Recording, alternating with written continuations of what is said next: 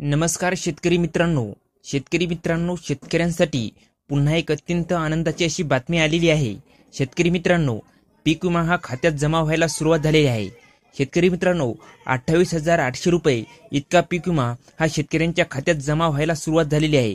या 6 मंडळांना उद्यापासून पीक विमा मिळायला सुरुवात होणार आहे। तरी शेतकरी मित्रांनो, तुम्ही इथे बघू शकता। शेतकरी मित्रांनो, शेतकऱ्यांसाठी मोठी आनंदाची बातमी आलेली आहे। शेतकरी मित्रांनो, पीक विम्याच्या प्रतीक्षेत असलेल्या शेतकऱ्यांच्या अखेर पीक विम्याची रक्कम जमा व्हायला सुरुवात झालेली आहे। शेतकरी मित्रांनो, इथे तुम्ही बघू शकता, या शेतकऱ्यांच्या खात्यामध्ये डीबीटी अंतर्गत 28,800 रुपये पीक विमा रक्कम जमा करण्यात आलेली आहे। तर शेतकरी मित्रांनो, ही अधिकृत माहिती विधानसभा सदस्य राणा पाटील यांनी दिलेली आहे।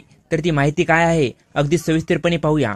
त्याआधी तुम्ही जर का आपल्या केके मराठी GR या YouTube चॅनलवरती नवीन आला असाल तर चॅनल सबस्क्राईब करून ठेवा आणि बेल नोटिफिकेशन ऑन करा, जेणेकरून असेच आणखी नवनवीन व्हिडिओ हे आपल्यापर्यंत येत जातील।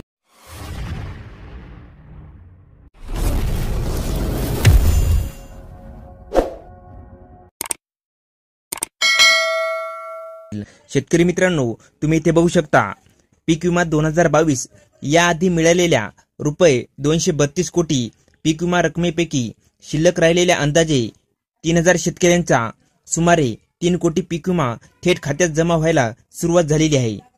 शेतकरी मित्रांनो, तुम्ही इथे बघू शकता, dear customer, DBT government payment of 28,802 रुपये इतका पीक विमा हा शेतकऱ्यांच्या खात्यामध्ये जमा झालेला आहे।